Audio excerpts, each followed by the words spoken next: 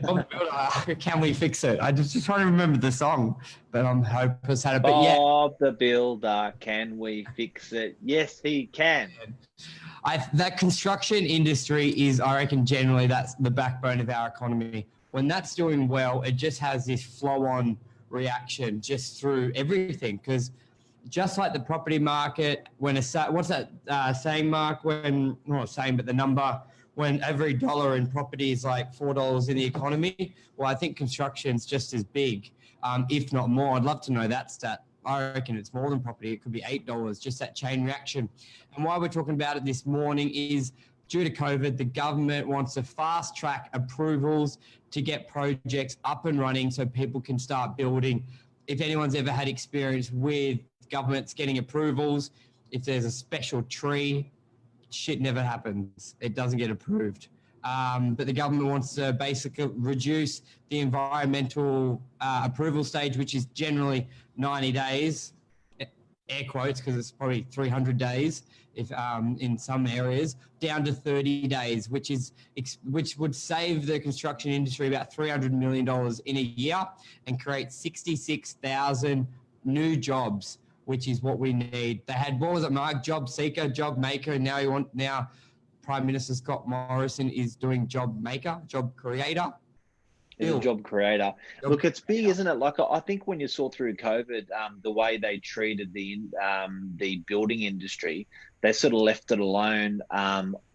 It's funny, through COVID, there's a lot of stuff that I didn't realize how important it was to our economy and what we do. And building is definitely creating homes, creating jobs, massive for our industry. So bringing this through, cutting through that red tape is going to be an absolute monster for the industry. And the amount of, basically you can drive through our city potentially over the next 3 to 6 months and see a bucket load of cranes and building happening off the back of this decision. It's exciting. It's really exciting. And you're going to have the people skeptical out there, but you got to keep in mind the last 2 to 3 years, there's been a reduction of like 30-40%. So we need 100% increase to sort of cover what we've missed the last 2 years, because the government really pulled back on everything the last couple of years. Well, it was just a combination of everything where funding, super hard, approval. G'day Ray, g'day Michael, g'day David. It was just so, you're going to have those skeptics out there going oversupply, but we are so undersupplied at the moment. When you have a 2-year lag of 40%, if you're worried about affordability, it's going to be really bad in the next year unless there's building. But with the attitude from the Prime Minister, he's almost saying their future problem, let's get jobs, because that's what's going to hurt people more now than a potential oversupply in 1 or 2 years. Let's get jobs, let's get things happening. And that's exciting. So that will mean people will purchase land, they'll buy, they'll settle. It just funds a lot. And you know what? I think people, we sort of take it for granted a little bit that it's, if you're calling it a pipeline of business, that pipeline of business, we don't really understand as real estate agents, as a community. But when you start moving to tier 1, tier 2 builders, the big end of town, they're pretty concerned because they're not seeing the big pipeline of jobs coming in 2, 3, 4 years away, which they're used to. They're sort of, and we wouldn't feel it as a community and as people, but I think the government's very conscious that if that pipeline doesn't get filled real fast, there could be a serious starvation, lack of jobs and lack of accommodation provided for over the next period. So I think from them coming in and looking at the government, and what the initiative that's happened is the government's come in and said, guys, we're going to start approving stuff real quick that normally takes a long time. That's going to throw stuff into that pipe real quick, which is going to supply jobs real quick, which is going to make sure we're not going to fall into a hole a year or two down the track. I think at the moment that's what government's trying to do. They're just trying to make sure that there's not a hole post September or in 2020, 2021. So it's interesting times. So yeah, I think if you're a builder, great. If you're looking to buy a property, great. It's good. I think good builder. If you're a tier 1, tier 2 builder, I think that's the ranking, especially with like the banks. They've got a different level. I think you're going to have access to a lot of funds and quick approvals. I think more than ever, your name and your ranking as a builder, if you're an established builder doing well, that's going to push that's through. Opal Towers and all that stuff. I think that's put a lot of good pressure on bad builders. Yes. And it's made life easier for good builders because of stuff like Opal Towers. So I think the guys that are left standing at the moment, if they're going to be given the jobs, it's probably a really good thing. What people don't realize is if we don't have a constant supply of stock coming onto the market with a growing population that we have, you can create a massive bubble in the property market with pricing, and you don't want that bubble to burst. So potentially, if we don't get have a steady supply of properties coming onto the property market, prices could go out of control high. Affordability could be really hard, and then you're really getting into an area that you don't want to be. So I think government's conscious of that, making affordability better as well. Yeah, David hit the nail on the head, and we've said it on a couple of shows previously. Agree, mining, education, farming, tourism affected. So construction industry is probably the only hope for jobs, and I 100% agree with that. I made the statement probably 3 weeks ago. Even those what do you call them? The experts who get everything wrong with everything, medical and economy, but let's call them the experts. Let's call them government. Yeah, call them whatever you want, just guesses. Even if our economy, because I'm on the grounds with retail, it's not strong. But as David has pointed out, construction and property is really one of our only industries at the moment we can generate revenue and can generate jobs. When you think how quick a construction site has jobs started, like it can be from approval to within 30 days, you've got from 10 people to 1,000 people on site. That's jobs. So it's going to, even artificially inflated, whatever it is, bump it up.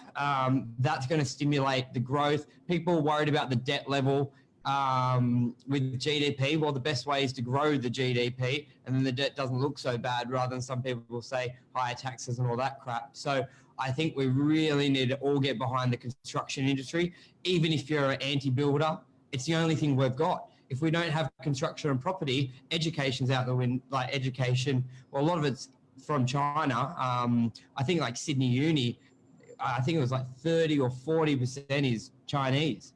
And if they're not going to come, that's not going to be there. We've all heard about the farming. It just may not be there. So like it or not, I think building's the only thing we've got.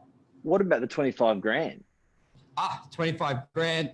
If you're Northern Beaches, it doesn't really matter. But if you're not, then it may apply. So bullet points are, you have to be a person, can't be a company, can't be a trust, can't be any of that stuff. Got to be a person on your name. The 25 grand, yep. Yep, got to be a citizen. If you are, but your wife isn't, or vice versa, wife isn't, you are. You got to be a citizen. No, what's the other one? Permanent resident? No, permanent tourist. You've got to be full blown, whatever that is, to qualify. It's got a lot of. Anmal covered it really well in a podcast she did with an accountant. So I'm just going to bullet point it. For a house and land, it's the value under 750,000 total. So Northern Beaches won't really apply. Your income individual has to be under 125,000. You and your partner under 200,000. This one may help Northern Beaches. Renovation. So if your property is valued today less than 1.5 million. They didn't stipulate if it's an agent opinion or a bank val, as far as I'm aware. It just said, because they're still coming out. They haven't even set up the website and the hotline, so it's all very fresh. Yep. But basically, let's say if your house is worth less than 1.5, you can qualify if you're doing $150,000 worth of renovation, which is quite extensive. When you think about it, it's a big rent.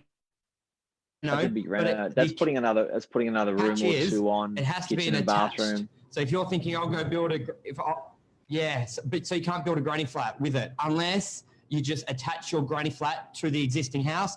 Then that will qualify. So keep in mind, guys, granny flats do not have to be at the rear of the property. They can be at the front. They can be at the top. They can be under. They can be anywhere. So you may have to get a little bit creative to qualify, because I think that would be the best thing to do with this grant if you can make it work. What else was there? The work, it has to be done now. You've got to have your DA approved and then do the work within 3 to 6 months. They want the money and you get reimbursed at the very end. So you can't use it for your deposit. You can't use it for any of that stuff.